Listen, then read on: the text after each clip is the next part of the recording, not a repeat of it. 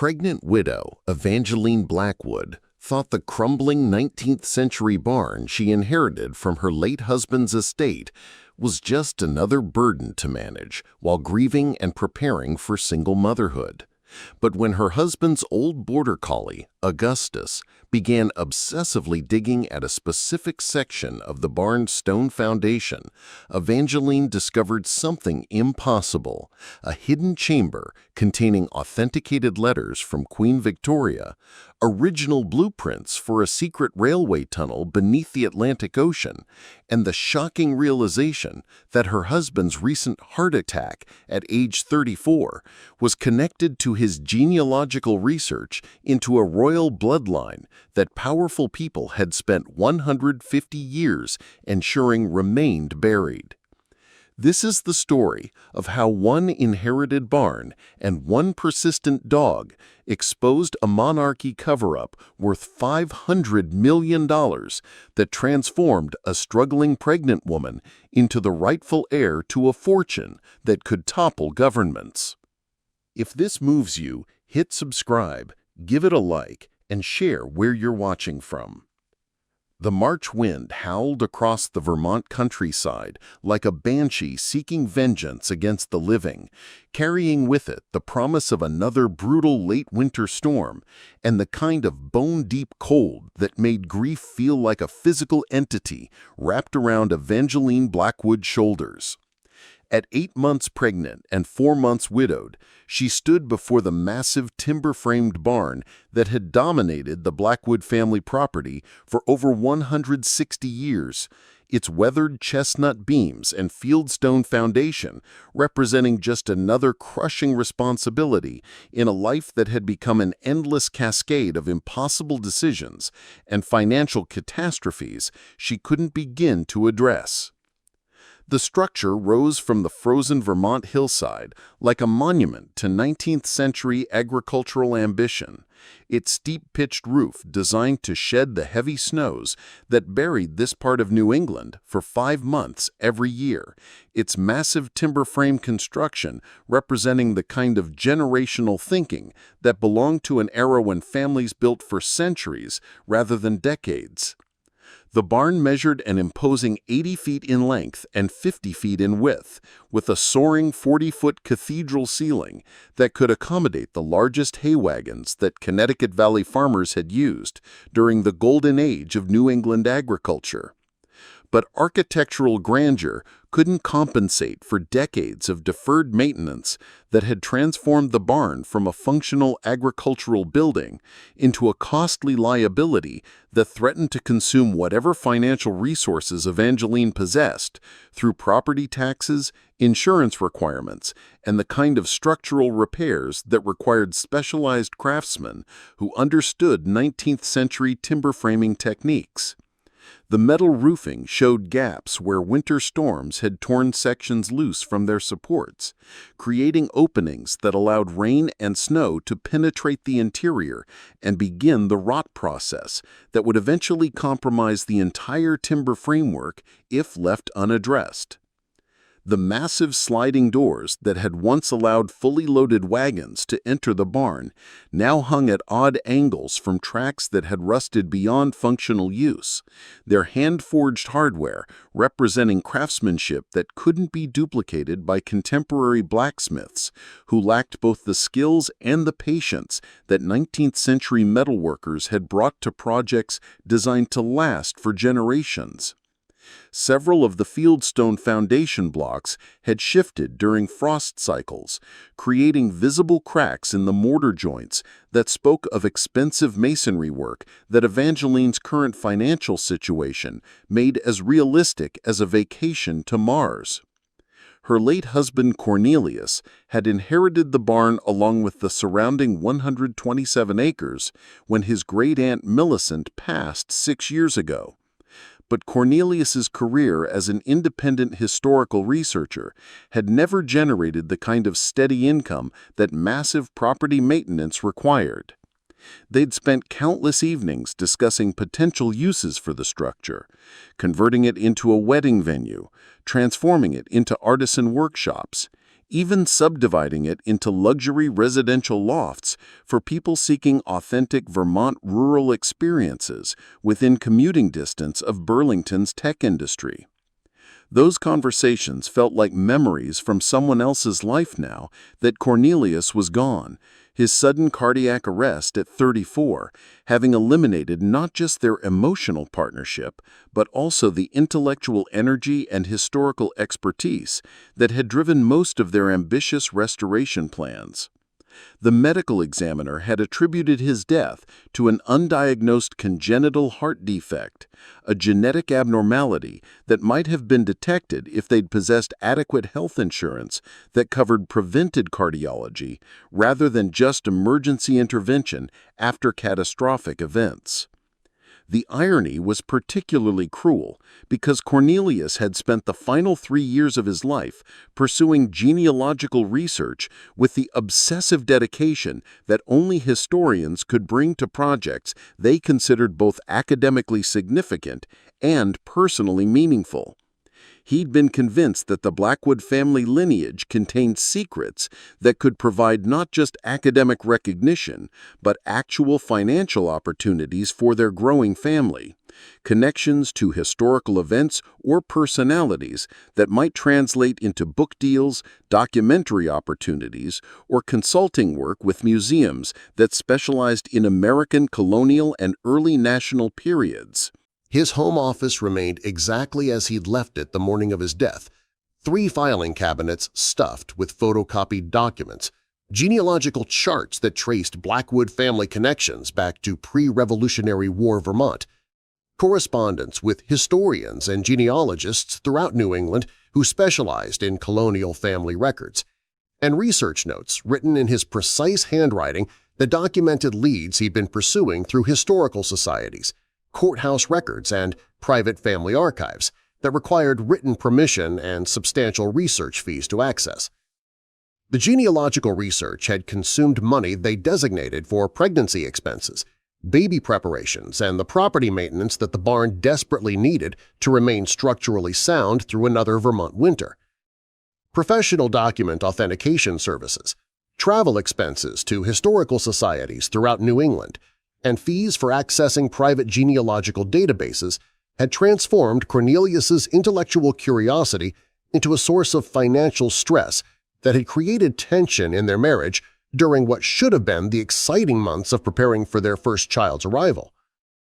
Evangeline had never fully understood her husband's obsession with family history, particularly his conviction that genealogical research could somehow solve their practical financial problems through discoveries that would connect the Blackwood name to historically significant events or personalities.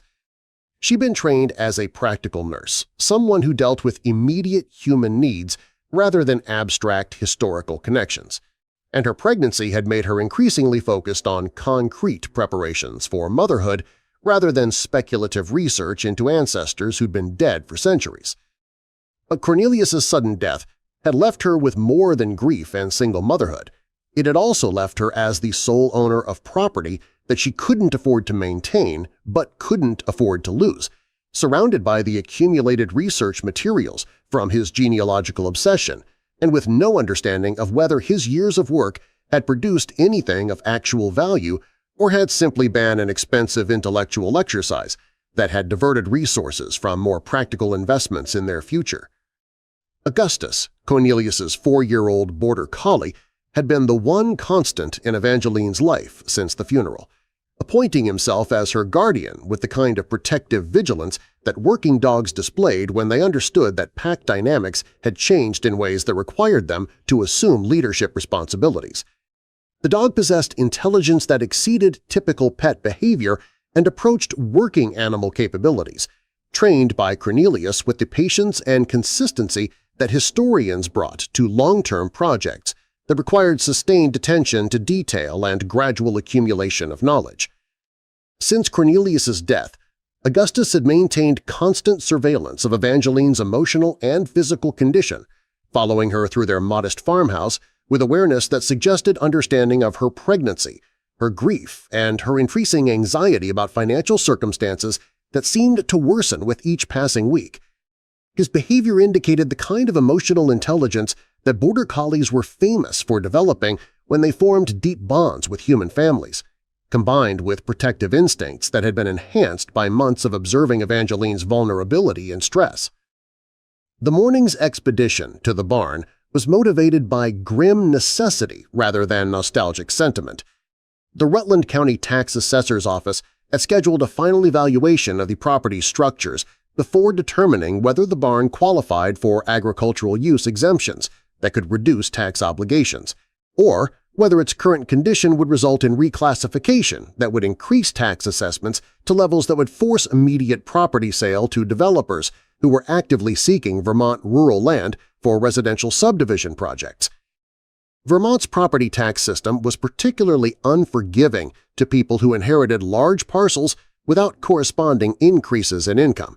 calculating tax obligations based on current market values rather than owners' ability to pay, meaning that even unusable agricultural buildings on valuable rural land could generate tax bills that exceeded the annual income of people who'd inherited property during more prosperous family circumstances.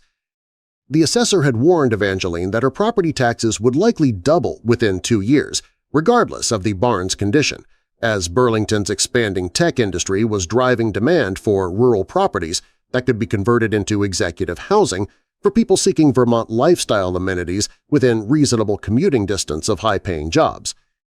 Evangeline's financial situation had achieved mathematical precision in its hopelessness, leaving no room for optimistic projections or creative problem-solving approaches that might postpone but couldn't eliminate the fundamental reality that she was operating with insufficient income to maintain property ownership.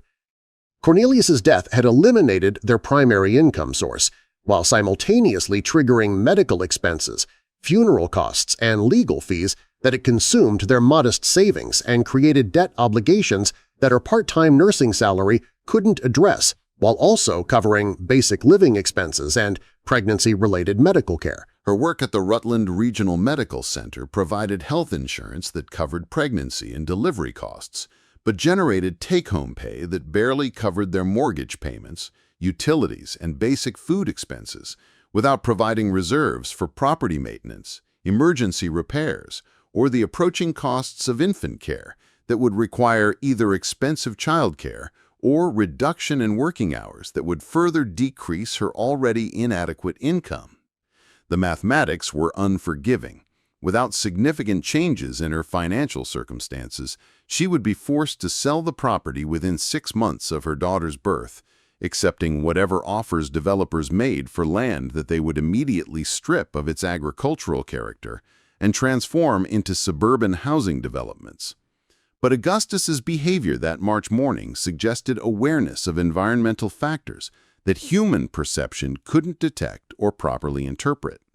Instead of his usual pattern of staying close to Evangeline while she conducted property inspections, the dog had bounded directly toward the barn's southeastern corner and begun digging frantically at a specific section of the fieldstone foundation with focused intensity that clearly indicated discovery rather than random canine enthusiasm or territorial behavior related to small animals that might have been using the barn's shelter during the winter months.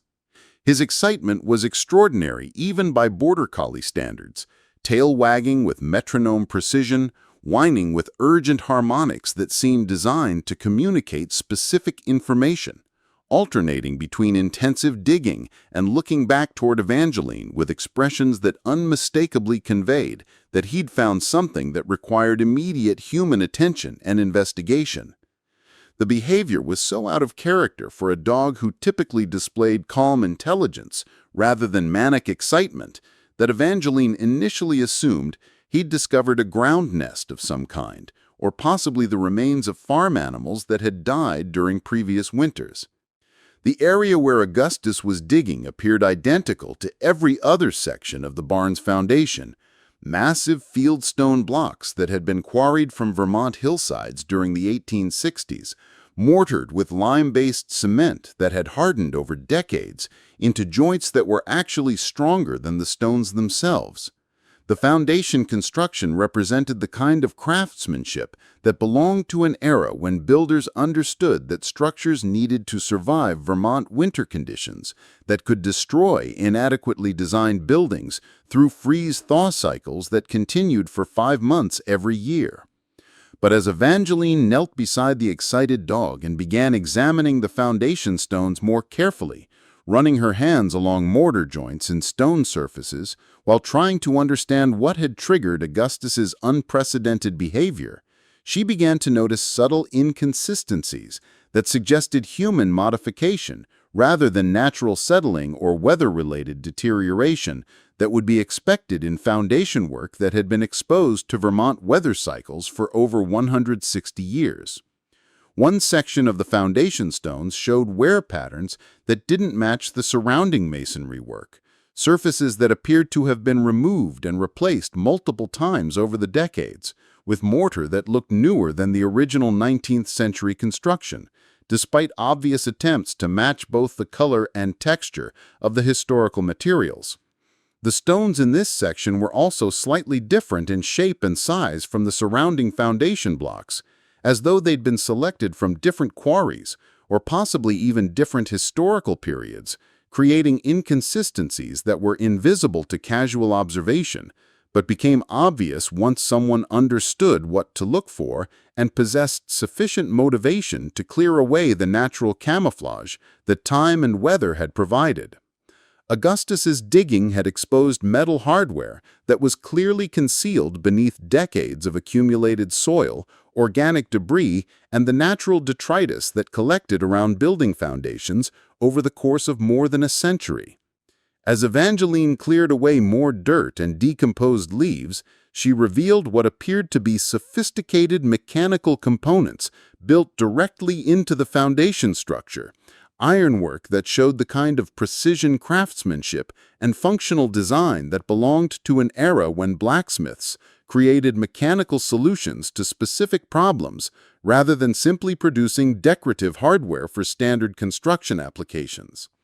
The metalwork included what looked like hinges, locking mechanisms, and counterweight systems that suggested an access door or panel that had been integrated into the foundation with such skill that its existence was completely invisible unless someone knew exactly where to look and possessed sufficient motivation to clear away the natural camouflage that time and weather had provided. The iron showed signs of regular maintenance over the decades, oil stains, wear patterns from actual use, and the kind of mechanical precision that indicated these components had been designed for regular operation rather than emergency access that might never be required. This discovery was impossible according to everything Evangeline knew about the barn's construction history and the Blackwood family's documented presence in Vermont. Cornelius's genealogical research had included extensive documentation of the barn's original construction in 1863, complete with building permits from Rutland County, material receipts from local sawmills and quarries, and even photographs from the early 1900s that showed the barn's exterior appearance and its relationship to other farm buildings that had since been demolished or relocated. None of Cornelius's research materials had mentioned secret compartments, hidden rooms, or foundation modifications that would require the kind of specialized engineering and construction expertise that the concealed metalwork represented. The Blackwood family history, as documented through courthouse records and local historical society materials, described a typical Vermont farming family that had achieved modest prosperity through dairy farming and logging operations, but had never been involved in activities that would require sophisticated concealment systems or hidden storage facilities. But Augustus's behavior was undeniable evidence that something significant was concealed within the barn's foundation, and Evangeline's desperate financial circumstances meant that any discovery, regardless of how impossible it seemed according to family history, represented potential solutions to problems that conventional approaches couldn't address, even if the hidden compartment contained nothing more than historical artifacts or family memorabilia, Such items might have value to collectors, museums, or historical societies that specialized in Vermont agricultural history or 19th century family documentation. As the March wind increased and dark clouds gathered along the western ridgeline with the promise of another late winter storm that would make outdoor work impossible for several days, Evangeline made the decision that would transform not just her immediate circumstances, but her understanding of everything she thought she knew about her late husband's family and their connection to historical events that had been deliberately obscured for over 150 years. Using a crowbar from Cornelius's tool collection and applying leverage techniques that her advanced pregnancy made awkward but not impossible, she began working on the concealed access mechanism that Augustus had discovered, applying pressure to metal components that moved with the smooth precision of machinery that had been maintained and tested regularly despite being hidden from casual observation for over a century and a half.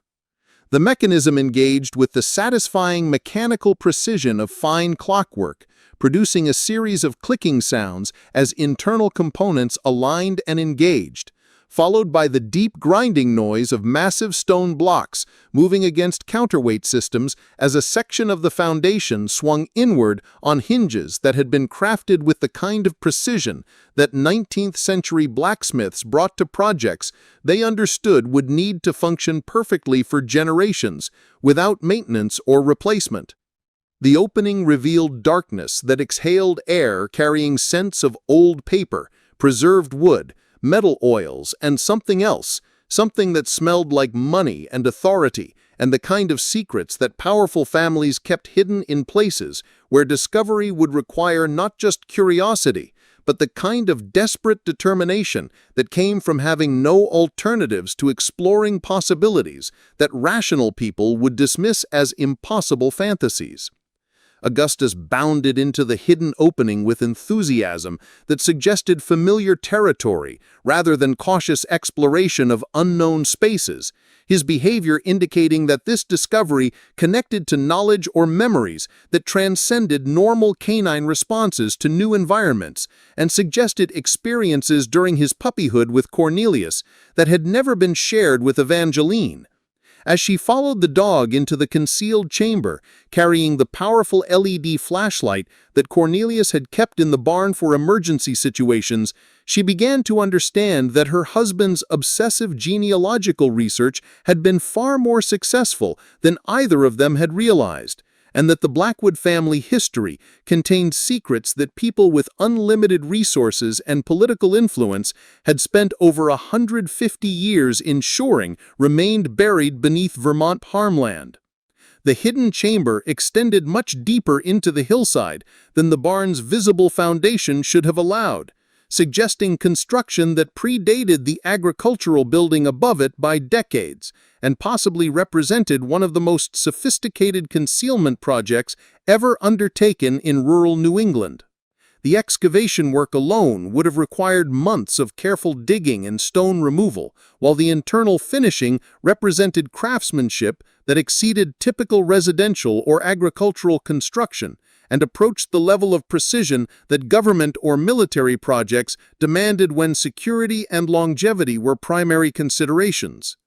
The chamber walls had been lined with Vermont marble that had been cut and fitted with the precision of fine furniture, creating surfaces that would resist moisture infiltration and provide stable temperature conditions that would preserve organic materials indefinitely regardless of external weather conditions. The ceiling was supported by hand-hewn timbers that showed the kind of joinery work that belonged to master craftsmen who understood that structural failures in concealed spaces could never be repaired without revealing the chamber's existence to people who weren't supposed to know about its construction. But it was the chamber's contents that stopped Evangeline's breathing completely and made her understand that Augustus's discovery had connected them to historical secrets and financial resources that exceeded anything her practical nursing background had prepared her to comprehend or her current desperate circumstances had allowed her to imagine as possible solutions to the mounting crises that threatened to destroy everything Cornelius had left her to preserve for their daughter's future. The hidden chamber revealed itself in the wavering beam of Evangeline's LED flashlight like something from a Victorian fever dream, its contents defying every rational explanation that her practical medical training had taught her to seek when confronted with phenomena that challenged conventional understanding. The space was vast, easily 30 feet deep and 20 feet wide, carved from the living bedrock with precision that spoke of professional mining expertise and engineering capabilities that exceeded anything a rural Vermont farming family should have possessed during the 19th century. Along the chamber's marble-lined walls stood mahogany cabinets that belonged in the finest homes of Boston's Beacon Hill, rather than buried beneath a Vermont barn, their surfaces gleaming with the deep patina that only centuries of careful maintenance could produce. Each cabinet was secured with brass locks that showed the intricate mechanical complexity of European craftsmanship, featuring keyhole designs that suggested security measures far beyond simple household protection and approached the level of sophistication that banks or government institutions used for their most sensitive materials.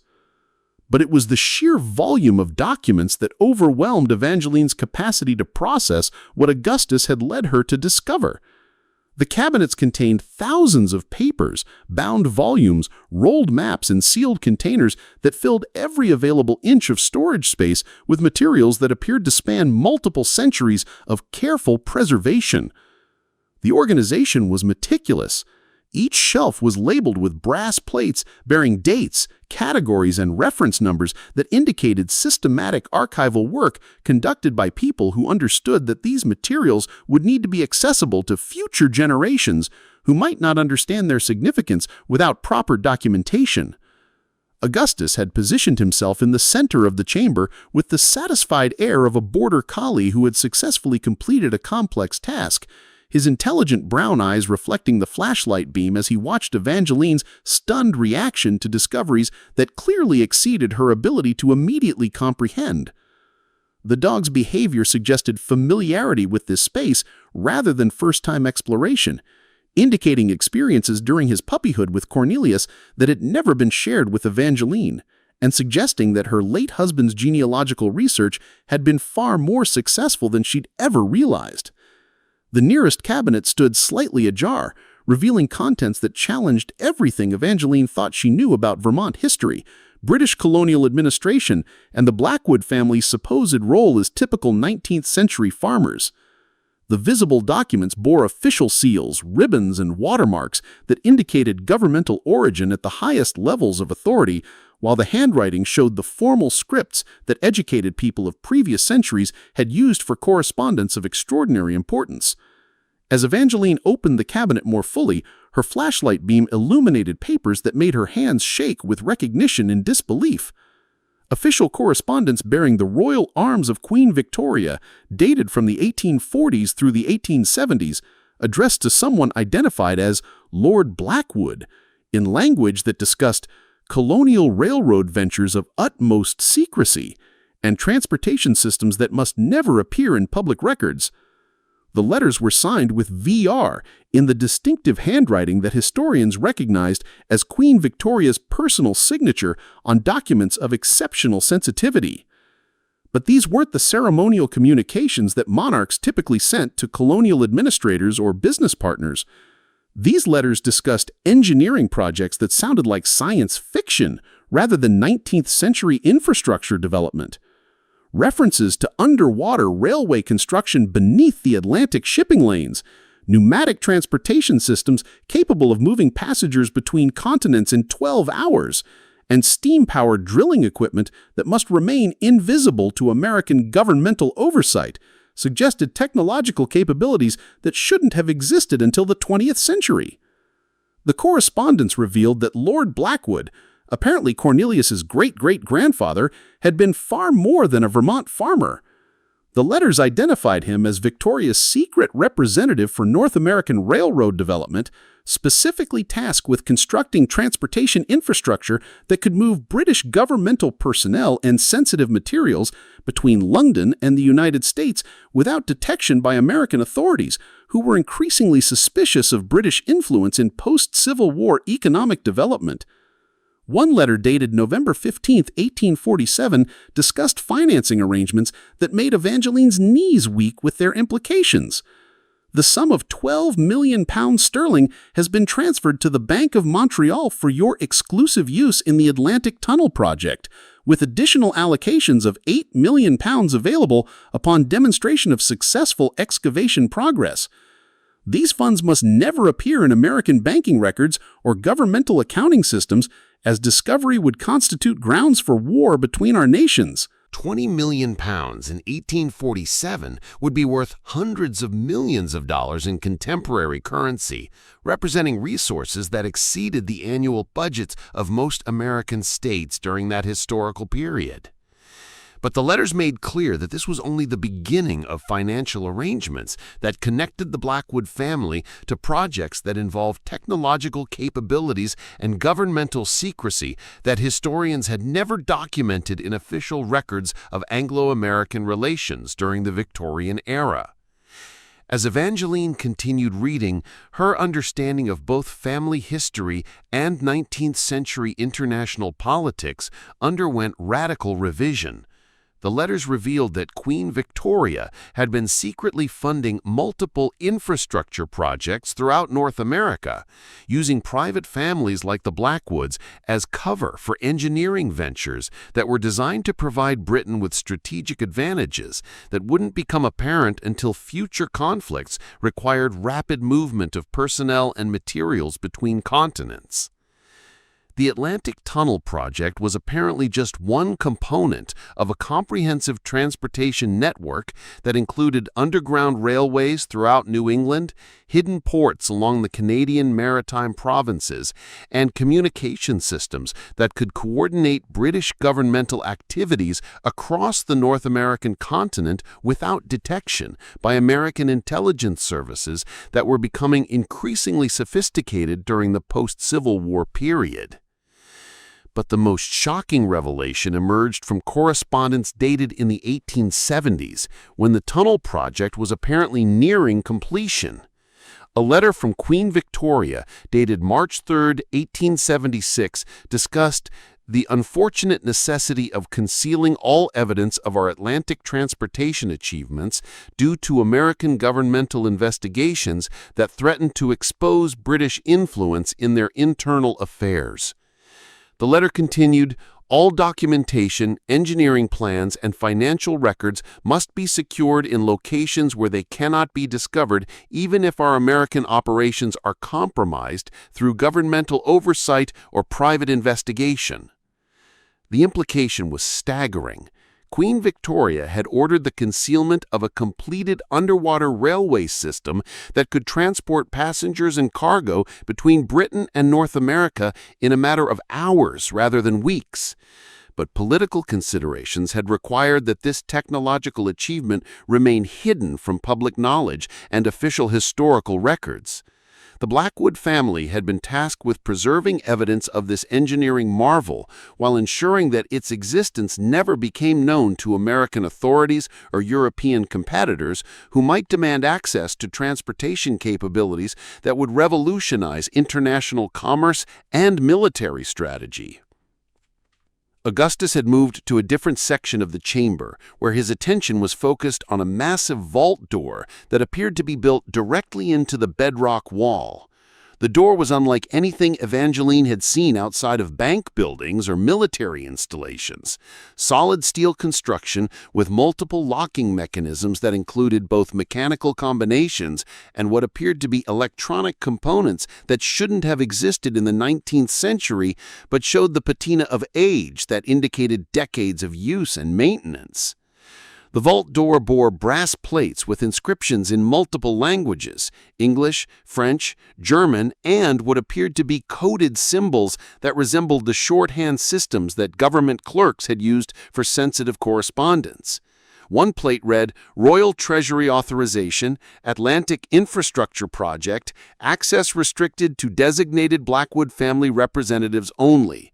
Another plate showed dates ranging from 1847 to 1901, suggesting that materials had been deposited in this vault over a period of more than 50 years. As Evangeline approached the vault door, she noticed that Augustus was pawing at a specific section of the floor, where loose stones concealed what appeared to be another mechanical system. The stones lifted away to reveal a brass plate containing keyholes that matched the complex lock designs she'd observed on the document cabinets, with additional mechanical components that suggested this was a master control system for the entire chamber's security apparatus. The brass plate bore an inscription that made Evangeline's pregnancy-heightened emotions overwhelm her capacity for rational analysis. Blackwood Trust, Atlantic Railway Treasury, authorized access, Victoria Regina, 1847 to 1901, Blackwood family representatives, 1901 to present. Below the inscription were detailed instructions written in the same formal handwriting she'd observed in Queen Victoria's correspondence. Emergency access protocol, present legitimate Blackwood genealogical documentation and complete mechanical sequence as demonstrated by authorized family guardian. The reference to a family guardian seemed to explain Augustus's behavior and knowledge of the chamber's location and access procedures. The dog had apparently been trained by Cornelius not just as a pet, but as a living security system designed to ensure that family secrets remained accessible to legitimate Blackwood descendants while remaining hidden from anyone who might discover the chamber through accident or unauthorized investigation. As Evangeline examined the mechanical control system more closely, she realized that the keyholes were designed to accept not standard keys, but specifically shaped metal objects that would need to be inserted in precise sequences, while mechanical components were manipulated according to instructions that would require detailed knowledge of the system's operation. The complexity suggested security measures that exceeded anything she'd encountered in modern banking or government facilities, designed by people who understood that these materials would need to remain secure for centuries, while still being accessible to family members who possessed legitimate authority and proper guidance. Augustus had positioned himself beside a mahogany desk that stood in the chamber's center, its surface covered with maps, documents, and mechanical devices that appeared to be navigation instruments of extraordinary sophistication. The maps showed railroad routes throughout New England and the maritime provinces, but also included detailed charts of underwater topography between Newfoundland and Scotland that marked locations described as Atlantic tunnel entrances and emergency access points that weren't identified on any official maritime charts that Evangeline had ever seen. One map bore a title that made her sit down heavily in the desk chair: Royal Atlantic Railway System, completed construction 1876, passenger service capability London to Boston in 14 hours.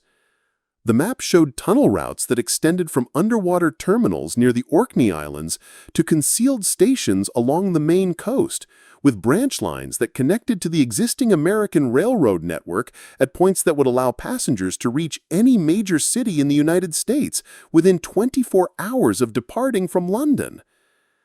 The engineering achievement represented by these maps exceeded anything that Evangeline's practical understanding of 19th century technology had prepared her to consider possible.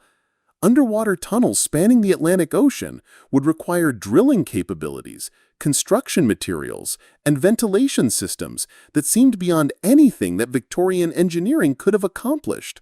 while the precision of the mapping suggested surveying work that would have required underwater exploration techniques that supposedly weren't developed until the 20th century. But the maps were accompanied by technical drawings that showed mechanical systems of extraordinary sophistication. Detailed engineering plans for pneumatic passenger carriages capable of underwater transportation at speeds exceeding 200 miles per hour, steam-powered drilling equipment for underwater tunnel excavation, and atmospheric pressure regulation systems for passenger safety during Atlantic crossing, indicated technological capabilities that mainstream historical accounts had never documented as existing during the Victorian era. The technical drawings were signed by engineers whose names appeared in multiple documents throughout the chamber, professionals who seemed to have dedicated their careers to projects that required absolute secrecy, while pushing the boundaries of 19th century technology far beyond what public records suggested was possible during that historical period. The consistency of the documentation and the precision of the engineering details suggested that these weren't fantasy projects, but actual construction achievements that had been deliberately concealed from historical records. As Evangeline continued exploring the chamber's contents, she discovered financial documents that provided context for the engineering achievements. Bank records from London, Montreal, and Boston showed monetary transfers that totaled over £50 million between 1847 and 1878, representing resources that exceeded the gross domestic product of most European nations during that period. The financial arrangements involved multiple banks, shell companies, and governmental authorizations that created payment systems sophisticated enough to fund massive construction projects while maintaining absolute secrecy about their purposes and achievements. But the most shocking financial discovery was a series of documents that connected the Atlantic Railway project to ongoing revenue generation that had continued for over 150 years. Passenger service records, freight transportation logs, and maintenance cost accounting showed that the underwater railway system had remained operational throughout the 19th and 20th centuries, generating profits that were deposited in accounts that were managed by designated Blackwood family representatives who were authorized to access funds only during specified emergency circumstances. The revenue documentation showed that the Atlantic Railway had transported passengers and cargo continuously since 1876, using cover identities and booking systems that made underwater transportation appear to be conventional shipping or air travel to customers who weren't aware of the actual transportation methods being used. Wealthy individuals, government personnel, and commercial organizations had paid premium prices for rapid Atlantic crossing that they believed was being provided through luxury steamship service or early aviation, when they were actually being transported through the underwater railway system that Queen Victoria had ordered concealed from public knowledge. The cumulative revenue from 150 years of secret transportation services, combined with conservative investment strategies that had been managed by London banking firms that specialized in long-term wealth preservation, had created financial resources that the documentation estimated at over $500 million in contemporary currency. These funds were held in trust accounts that could be accessed only by legitimate Blackwood family members who could demonstrate genealogical authority and who possessed knowledge of the security procedures that had been designed to prevent unauthorized access, even by family members who hadn't been properly prepared for the responsibility of managing Queen Victoria's secret transportation legacy. Augustus had moved to another section of the chamber, where his attention was focused on a communications system that appeared to include telegraph equipment, radio apparatus, and more modern electronic devices that suggested the chamber's technology had been updated periodically to maintain contact with the Atlantic Railway's operational personnel. Message logs showed regular communications between the Vermont facility and locations that were identified only through coded designations, but the frequency of contact indicated that the transportation system remained fully operational and was managed by people who understood that their continued secrecy was essential to maintaining the political and economic advantages that Queen Victoria's original project had been designed to provide. The communications logs included recent messages that made Evangeline realize that their discovery of the chamber hadn't occurred through simple coincidence or Augustus's random behavior. Messages dated within the previous 6 months discussed American family member approaching emergency circumstances, authorization procedures for Vermont facility access, and preparation for potential operational security changes due to family circumstances requiring financial intervention. The implication was terrifying and wonderful simultaneously. The Atlantic Railway's operational personnel had been monitoring the Blackwood family's circumstances and had somehow coordinated Augustus's behavior to ensure that Evangeline would discover the chamber exactly when her financial circumstances had become desperate enough to justify accessing resources that were intended for use only during genuine family emergencies. The dog hadn't simply been Cornelius's pet, but had been trained as part of a security system that had been monitoring and protecting the Blackwood family's interests for over 150 years. As Evangeline sat in the mahogany chair surrounded by evidence of technological achievements and financial resources that exceeded anything her practical nursing background had prepared her to understand, she began to realize that Augustus's discovery had connected her to inheritance that could solve not just her immediate financial problems, but could transform her daughter's future in ways that transcended anything she dared to hope during the months of grief and desperation that had followed Cornelius's death. But the chamber also contained warnings that made clear that such resources came with responsibilities and risks that could prove more dangerous than the poverty she was trying to escape. Documents dated from various periods throughout the 19th and 20th centuries described American governmental investigations, unauthorized access attempts, and security breaches requiring permanent solutions, in language that suggested people had died to protect the secrets that Augustus had led her to discover. The chamber represented more than hidden treasure or family inheritance. It was evidence of a 150-year conspiracy that involved the highest levels of British government, technological achievements that had been concealed from historical records, and financial resources that had been accumulating for over a century while waiting for the right Blackwood family member to possess both the knowledge and the desperate circumstances that would justify revealing secrets that could reshape understanding of 19th century international relations and contemporary transportation capabilities. As the March wind continued to howl across the Vermont hillside above them, Evangeline realized that her pregnancy, her widowhood, and her financial desperation had somehow qualified her to become the guardian of Queen Victoria's most successful secret project, inheriting not just wealth, but responsibility for maintaining concealment of engineering achievements that could revolutionize modern transportation if their existence became public knowledge, or could destroy her family if their discovery attracted attention from people who had spent 150 years ensuring that such secrets remained buried beneath Vermont farmland. The sound of approaching footsteps echoed through the barn's upper structure, creating vibrations that traveled down through the timber framing and into the hidden chamber, where Evangeline sat surrounded by 150 years of royal secrets and enough financial documentation to fund a small nation's infrastructure development. Augustus immediately shifted into alert posture, his Border Collie training taking over as he positioned himself between Evangeline and the chamber's entrance, while his ears tracked the movement patterns above them with precision that indicated professional security awareness rather than typical domestic animal responses to unexpected visitors. The footsteps weren't random. They moved with deliberate purpose through the barn's interior, following paths that suggested familiarity with the building's layout and specific knowledge of structural elements that wouldn't be obvious to casual visitors. Multiple sets of feet indicated at least 3 individuals. Their coordination suggested planned approach rather than coincidental discovery of Evangeline's presence at the property. The timing was too convenient to be accidental, occurring exactly when she'd gained access to the chamber and begun comprehending the scope of what Augustus had led her to discover.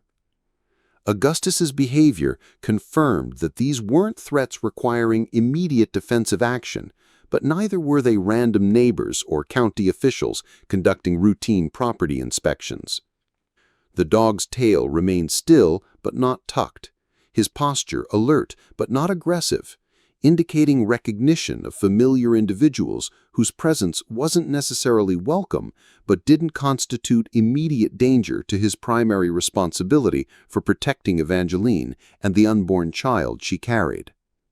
"Mrs. Blackwood," called a woman's voice from the barn's main level, carrying the kind of authority that came from decades of managing complex situations that required both diplomacy and firmness. "My name is Professor Cordelia Ashworth from the Royal Historical Archives in London. We understand that you've recently discovered materials that require immediate discussion regarding your family's responsibilities and the current international situation that affects the Victorian Transportation Trust." The formal introduction eliminated any possibility that these visitors had stumbled upon her location through coincidence or casual investigation. The reference to the Victorian Transportation Trust indicated knowledge of Queen Victoria's secret railway project that went far beyond what historical records or genealogical research could have provided, suggesting access to information that was restricted to people with official authorization and contemporary operational responsibilities for maintaining systems that had been functioning since the 1870s. "We are not government agents from any current national authority," the voice continued, "but we are representatives of institutions that have been maintaining Queen Victoria's transportation legacy for over 150 years. And recent circumstances require us to make contact with the legitimate Blackwood family representative to discuss security concerns that affect both your personal safety and the continued operation of systems that serve contemporary British governmental interests."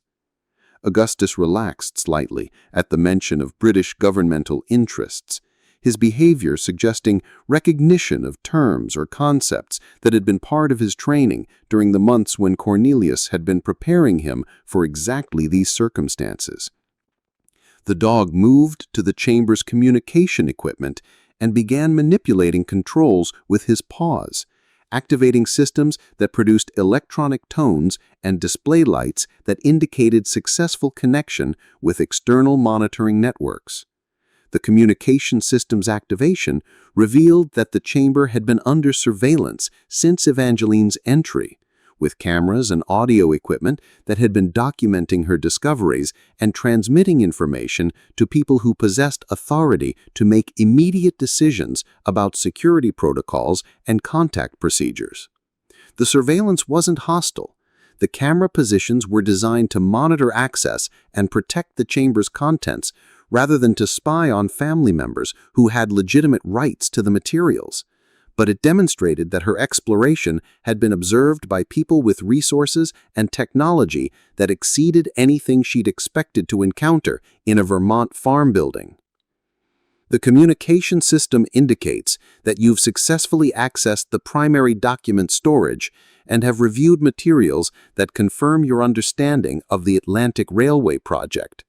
This level of access requires us to provide immediate briefing about contemporary security threats and operational changes that affect both your inheritance rights and your personal safety during the transition period."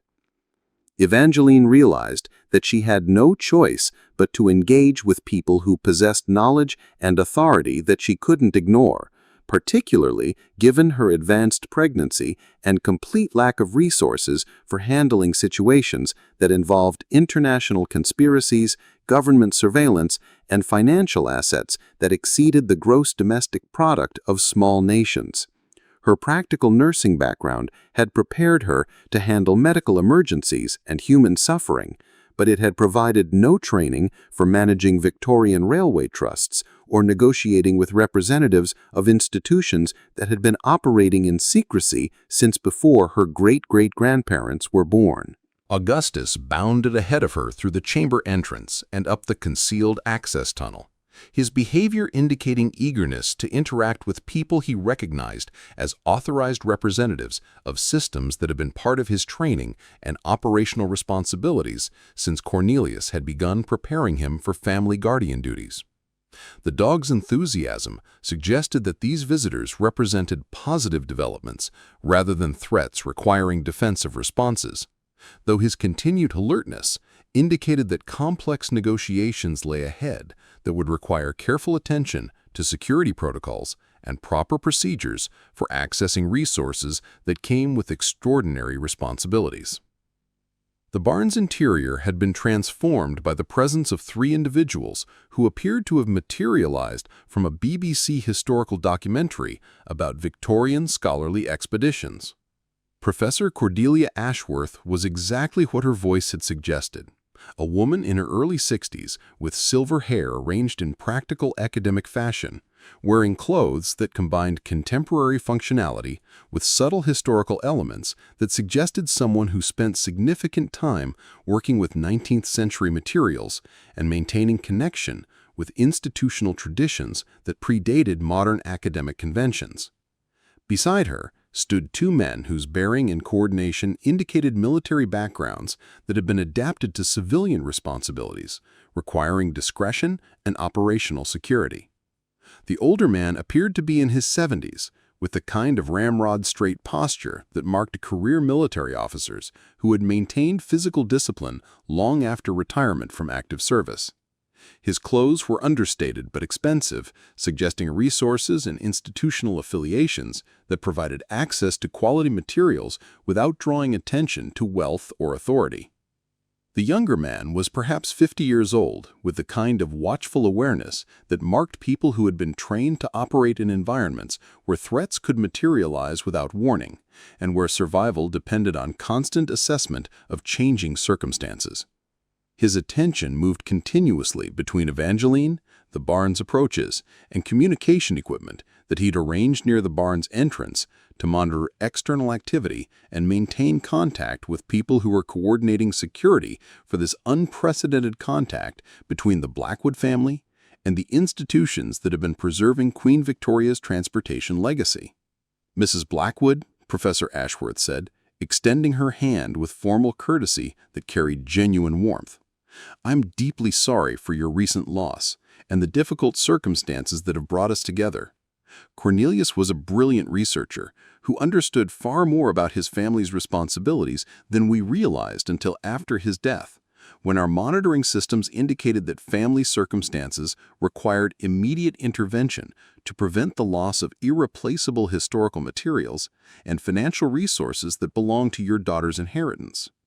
The condolence was sincere, but the reference to monitoring systems that had been observing family circumstances raised questions about the extent of surveillance that had been maintained on the Blackwood family throughout Cornelius's life and possibly for generations before his birth.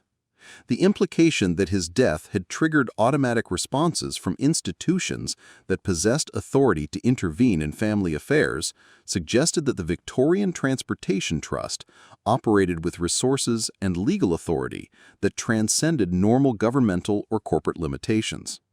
My colleagues are Colonel James Pemberton, who manages operational security for the Atlantic Railway's North American terminals, and Dr. Michael Thornfield, who coordinates maintenance of the transportation system's technological components and ensures that 19th century engineering achievements remain compatible with contemporary safety and operational requirements, Professor Ashworth continued,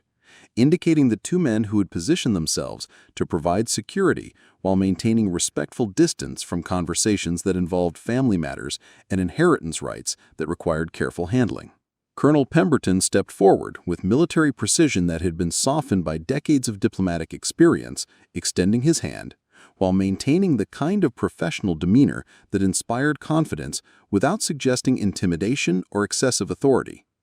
Mrs. Blackwood, the Atlantic Railway has been monitoring your family's circumstances since Mr. Cornelius's death, and we understand that recent financial pressures have created emergency conditions that justify activation of trust resources that have been accumulating for your family's benefit since Queen Victoria's original authorization in 1847. The directness was refreshing after months of dealing with government bureaucracies, insurance companies, and financial institutions that specialized in creating obstacles rather than providing solutions to problems that threatened to destroy families who lacked resources for extended legal battles or complex administrative procedures.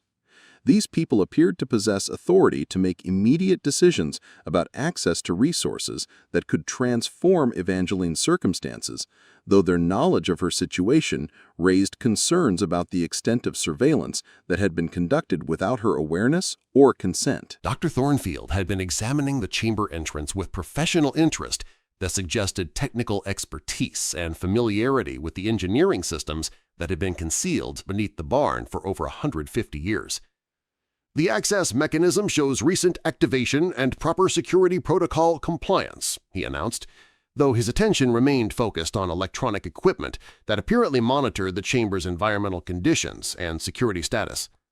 All preservation systems are functioning normally, and document storage integrity has been maintained despite the extended period since the last authorized family access. The technical assessment indicated that these people possessed detailed knowledge of the chamber's construction and operational requirements, suggesting ongoing maintenance and monitoring that had continued throughout the decades when the Blackwood family had been unaware of the Victorian Transportation Trust's existence and contemporary relevance. The level of technological sophistication required for such long-term preservation efforts exceeded anything that Evangeline had imagined possible for 19th-century construction projects, indicating resources and institutional commitment that had maintained operational capabilities across multiple generations. The primary purpose of our visit, Professor Ashworth explained, is to provide briefing about contemporary threats to the Atlantic Railway's operational security and to discuss your options for accessing trust resources while maintaining the concealment protocols that have protected both the transportation system and your family for over 150 years. Recent developments in international surveillance technology and governmental oversight capabilities have created risks that require updated security measures and possibly relocation of sensitive materials to facilities that provide enhanced protection. The mention of contemporary threats suggested that Queen Victoria's 150-year-old conspiracy remained relevant to current international relations, and that powerful people continued to benefit from maintaining secrecy about transportation capabilities that could revolutionize global commerce and military logistics if their existence became public knowledge. The Atlantic Railway apparently continued to operate as a strategic asset for British governmental interests, generating revenue and providing transportation services that gave Britain advantages in international negotiations and economic competition. However, Professor Ashworth continued, accessing trust resources requires formal acceptance of responsibilities that extend beyond personal financial benefit, to include participation in security protocols and operational oversight that could affect your daily life and long-term residence in ways that require careful consideration before making commitments that cannot be easily reversed once you've gained knowledge of contemporary railway operations. The warning was diplomatic but clear. Becoming the official Blackwood family representative for the Victorian Transportation Trust would provide access to extraordinary financial resources, but would also require acceptance of responsibilities and security restrictions that could fundamentally alter her life in ways that might prove incompatible with her preferences for privacy, autonomy, and normal civilian existence in rural Vermont. Augustus had positioned himself beside the communication equipment that Dr. Thornfield was monitoring, his behavior indicating familiarity with procedures and protocols that had been part of his training for responsibilities that extended far beyond typical domestic animal functions. The dog's comfort with these people and The implication that Cornelius may have been murdered for his knowledge of the Atlantic Railway transformed Evangeline's grief into a combination of rage and terror that threatened to overwhelm her capacity for rational decision-making. If powerful people were willing to eliminate threats to the transportation system's security, then her own discovery of the chamber and trust resources had potentially made her a target for assassination that could occur without warning and would probably be disguised as another tragic accident affecting the Blackwood family's unfortunate tendency toward premature deaths. Augustus had retrieved a leather portfolio from one of the barn's storage areas. carrying it to Evangeline with the purposeful behavior that indicated specific training for this moment when family circumstances required presentation of materials that would facilitate formal transition of trust responsibilities from one generation to the next. The portfolio's contents would apparently determine whether she gained access to Victorian royal resources or remained trapped in circumstances that could prove fatal for both her and her unborn daughter. As Evangeline opened the portfolio and began reading documents that would transform her understanding of her own capabilities and responsibilities, she realized that Augustus had led her to discoveries that exceeded simple financial inheritance to encompass participation in historical conspiracies that continued to shape international relations and economic competition between nations whose citizens remained completely unaware that 19th-century British engineering achievements continued to provide strategic advantages that influenced contemporary political and military decision-making. The portfolio contained authorization documents, operational briefings, and security protocols that would either save her family or destroy them, depending on her ability to understand and accept responsibilities that had been designed by Queen Victoria for circumstances exactly like those that had brought her to this moment of choice between safety through compliance with systems she couldn't control or vulnerability through continued ignorance of forces that had already demonstrated their willingness to eliminate people who possessed inconvenient knowledge about transportation capabilities that could revolutionize modern civilization if their existence became public knowledge. The leather portfolio opened to reveal documents that challenged everything Evangeline had believed about legal authority, international law, and the extent to which 19th-century British governmental decisions could continue to affect contemporary American citizens who had never imagined that their family history connected them to ongoing international conspiracies that operated with resources exceeding those of most nation-states. The first document bore Queen Victoria's personal seal and was dated December 15, 1847, establishing what was described as the Perpetual Blackwood Family Trust for Atlantic Transportation Services and Related Strategic Infrastructure. The legal language was precise and comprehensive, drafted by attorneys who understood that their work would need to remain enforceable across multiple centuries, different governmental systems, and international legal jurisdictions that hadn't existed when the document was created.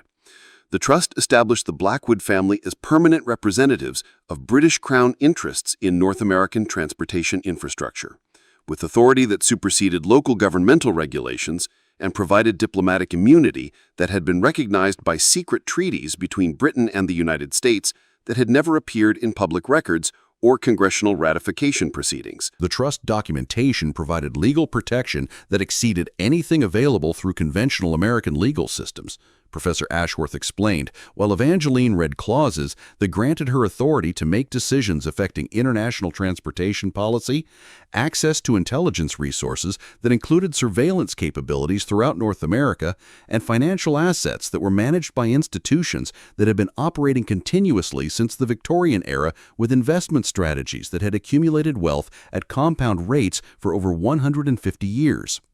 But the most shocking revelation was contained in documentation that proved the Atlantic Railway wasn't just a historical curiosity that had been preserved for academic interest. It remained fully operational as a contemporary transportation system that served British governmental personnel, international business executives, and private citizens who were willing to pay premium prices for transportation services that could move passengers between London and Boston in 14 hours while maintaining absolute secrecy about their travel methods and destinations.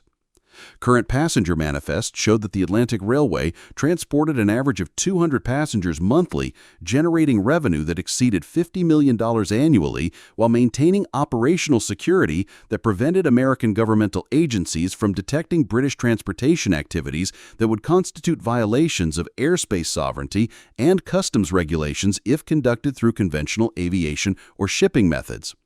The railway's passenger list included members of Parliament, corporate executives from multinational corporations, and intelligence operatives whose identities were protected by diplomatic immunity, and wealthy individuals who value privacy above cost considerations.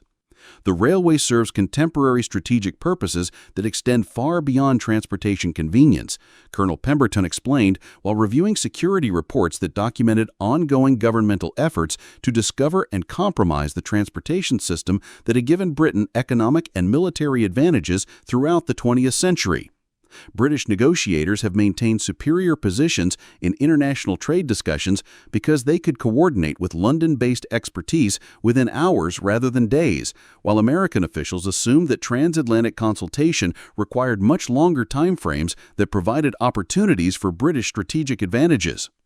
The military applications were equally significant and disturbing. Documentation showed that British Special Operations personnel had used the Atlantic Railway to conduct covert activities throughout North America without detection by American intelligence agencies that monitored conventional air and sea transportation, but remained unaware that underwater railway systems could deliver fully equipped military units to strategic locations within the United States while bypassing all border security and customs inspection procedures. During the Cold War, the railway had transported nuclear weapons specialists, electronic warfare experts, and intelligence operatives who had established monitoring stations throughout the United States that continued to provide Britain with strategic intelligence about American military capabilities, economic policies, and political decisions that affected international relations. The extent of British intelligence gathering within the United States exceeded anything that congressional oversight committees had discovered during their investigations of foreign governmental activities that violated American sovereignty and democratic institutions.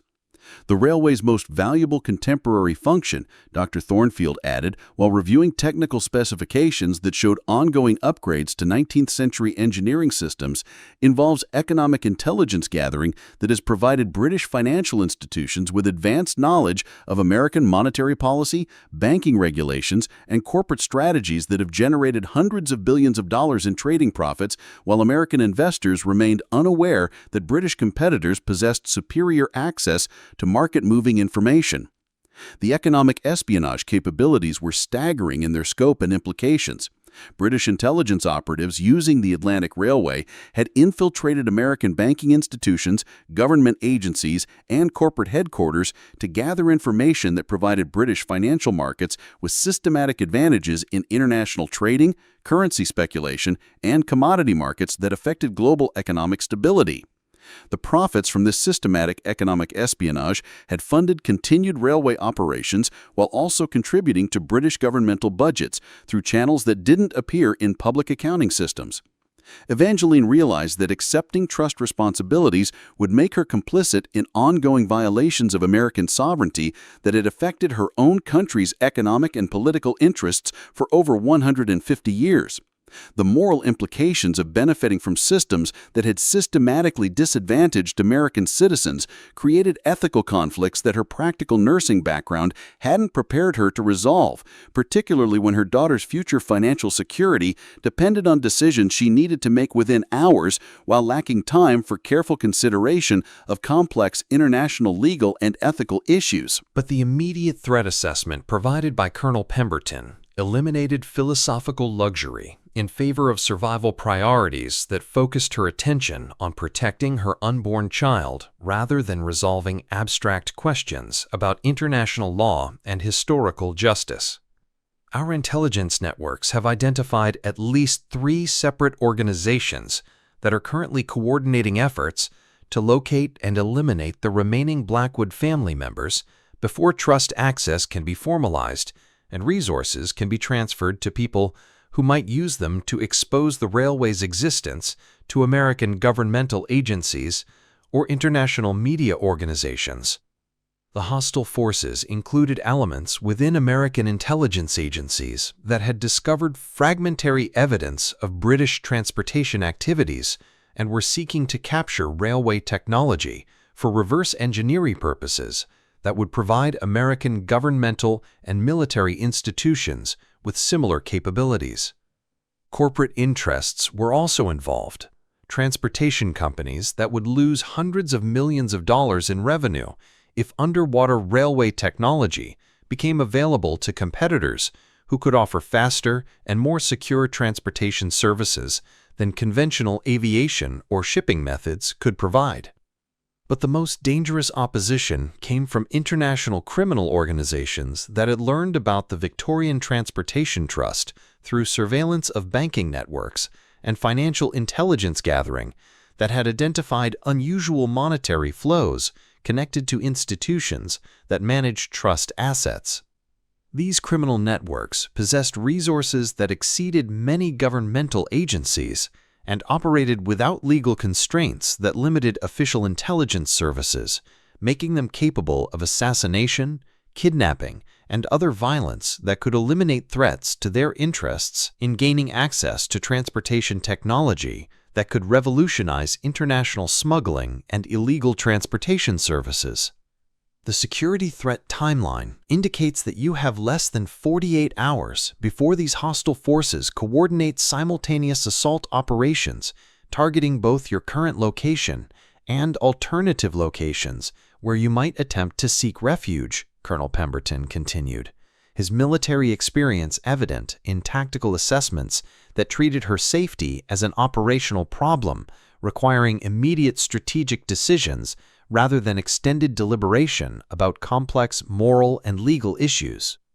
Augustus had retrieved additional equipment from concealed storage locations throughout the barn, revealing that Cornelius had been maintaining operational capabilities that included secure communications, defensive weapons, and emergency transportation resources that could facilitate rapid evacuation if circumstances required immediate departure from Vermont without detection by hostile surveillance systems that were monitoring conventional transportation networks throughout New England.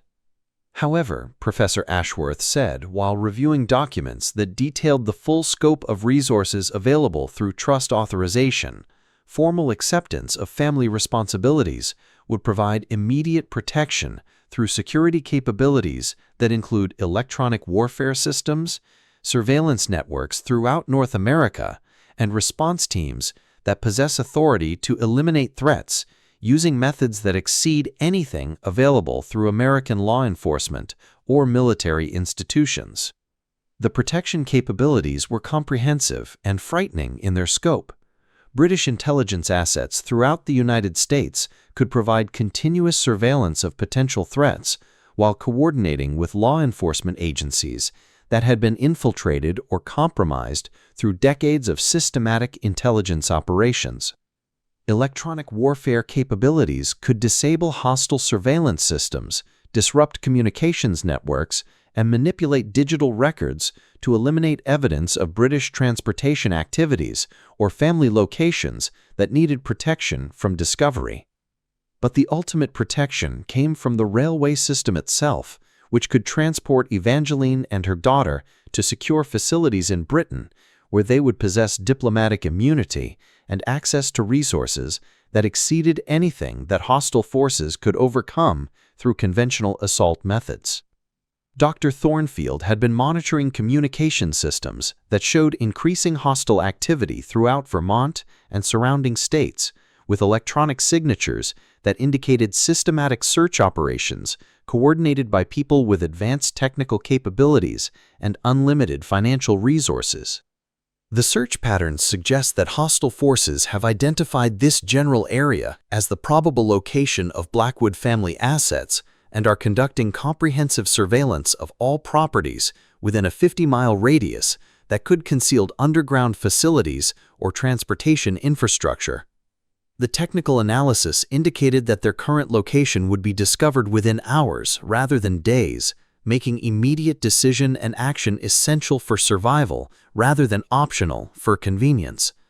The sophisticated surveillance capabilities being employed against them included satellite observation, electronic monitoring of telecommunications networks, and ground-based reconnaissance that could detect underground facilities through electromagnetic analysis and seismic sensing that revealed concealed chambers and tunnel systems. The chamber's security systems have been designed to resist detection through most available surveillance technologies, Dr. Thornfield continued, but sustained systematic analysis by people with unlimited resources and advanced equipment will eventually identify signatures that reveal the facility's existence and probable access points that would allow assault operations designed to capture both family members and documentary evidence that proves the railway's existence and operational capabilities. Augustus had positioned himself at monitoring stations that showed real-time surveillance of the property's approaches, his training evident in systematic observation patterns that indicated professional security awareness and the ability to distinguish between normal forest activity and human movement that suggested approaching threats requiring immediate tactical responses. The dog's behavior suggested that hostile forces were already conducting reconnaissance operations in preparation for assault activities that could commence without warning. Evangeline realized that her choices had been reduced to immediate acceptance of trust responsibilities with permanent exile to Britain, or attempted resistance that would probably result in capture, torture, and death for both her and her unborn daughter by people who possessed resources and authority that exceeded anything she could oppose through conventional legal or physical defensive measures. Her practical nursing background had prepared her to make life-and-death decisions under pressure, but those decisions had involved medical emergencies rather than international conspiracies that affected global political stability. The leather portfolio contained final authorization documents that required only her signature to activate trust resources that would transform her from vulnerable pregnant widow into one of the most protected and financially powerful individuals in the world, with access to intelligence networks, transportation capabilities, and financial assets that exceeded the resources of most national governments. But signing the documents would also formalize her participation in ongoing violations of American sovereignty and make her complicit in economic espionage that had systematically disadvantaged her own country for over 150 years. The choice must be made immediately, Professor Ashworth said, while reviewing communication intercepts that showed hostile forces coordinating final preparations for assault operations that could commence within hours. Delay beyond the current window will result in capture of both family members and documentary evidence that would compromise railway operations while providing hostile forces with access to transportation technology that could be used for purposes that threaten international stability and British strategic interests. Colonel Pemberton had activated defensive systems that revealed the barn's hidden military capabilities, including automated weapons systems, electronic warfare equipment, and communication jammers that could disrupt hostile surveillance and coordination while providing temporary protection during evacuation procedures.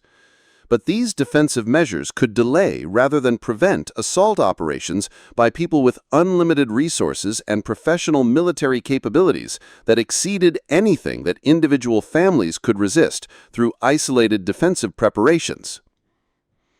Augustus approached Evangeline with the leather portfolio, his intelligent brown eyes reflecting understanding that transcended normal canine awareness and suggested knowledge of consequences that would affect not just their immediate survival, but the future direction of international relations and global transportation capabilities that could reshape civilization if the railway's existence became public knowledge through hostile action or family indiscretion. As Evangeline signed the authorization documents that would transform her into the official representative of Queen Victoria's most successful secret project, she felt her unborn daughter respond with increased movement that seemed to indicate awareness of decisions that would determine whether she grew up as an American citizen struggling with normal financial and social challenges, or as a British intelligence operative with access to resources and responsibilities that would affect international political and economic stability throughout her lifetime. The signature was barely complete when Augustus activated emergency protocols that sealed the chamber and initiated evacuation procedures that would transport them through underground tunnel systems to railway terminals that could provide immediate transportation to British facilities where they would be beyond the reach of American governmental agencies or international criminal organizations that had spent months planning operations designed to capture Victorian transportation technology for purposes that threatened global strategic balance. As emergency transportation systems carried them deeper beneath Vermont toward railway terminals that had been operating since 1876, Evangeline realized that her desperate search for solutions to simple financial problems had connected her to inheritance that exceeded anything she could have imagined possible, while also making her permanently responsible for maintaining secrets that could revolutionize modern civilization or destroy international stability if their existence became public knowledge through hostile action or family indiscretion. The Atlantic Railway's passenger compartment combined Victorian luxury with contemporary safety systems, providing transportation comfort that exceeded anything available through conventional first-class aviation, while maintaining operational secrecy that prevented detection by surveillance systems that monitored all conventional transportation networks between North America and Europe. The journey to London would require 14 hours through underwater tunnels that had been expanded and improved throughout 150 years of continuous operation, carrying them toward new lives that would provide safety, luxury, and responsibility for maintaining Queen Victoria's transportation legacy.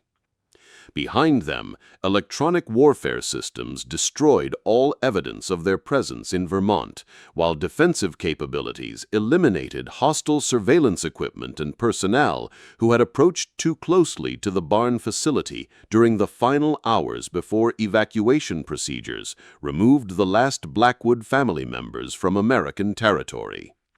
The cover-up would be complete and permanent, ensuring that the railway's existence remained secret, while hostile forces discovered only empty facilities and destroyed equipment that provided no useful intelligence about Victorian transportation capabilities. As the underwater railway carried them toward London and new lives as permanent guardians of Queen Victoria's most successful secret project, Evangeline understood that her daughter would grow up with access to resources and opportunities that could benefit humanity through improved transportation technology, or could threaten global stability through misuse of capabilities that had been designed for purposes that transcended individual or national interests in favor of long-term strategic advantages that affected the balance of power between nations whose citizens remained unaware that 19th-century British engineering achievements continued to shape contemporary international relations and economic competition. The $500 million royal secret had transformed from hidden treasure into permanent responsibility for maintaining systems that could revolutionize modern civilization or destroy international stability, depending on decisions that she and her daughter would need to make throughout lifetimes dedicated to preserving Queen Victoria's transportation legacy while protecting global strategic balance from threats that would continue to emerge as hostile forces sought access to technologies that could reshape the fundamental nature of international transportation, economic competition, and military capabilities that affected the security and prosperity of nations whose governments remained unaware that underwater railway systems had been serving British interests for over 150 years.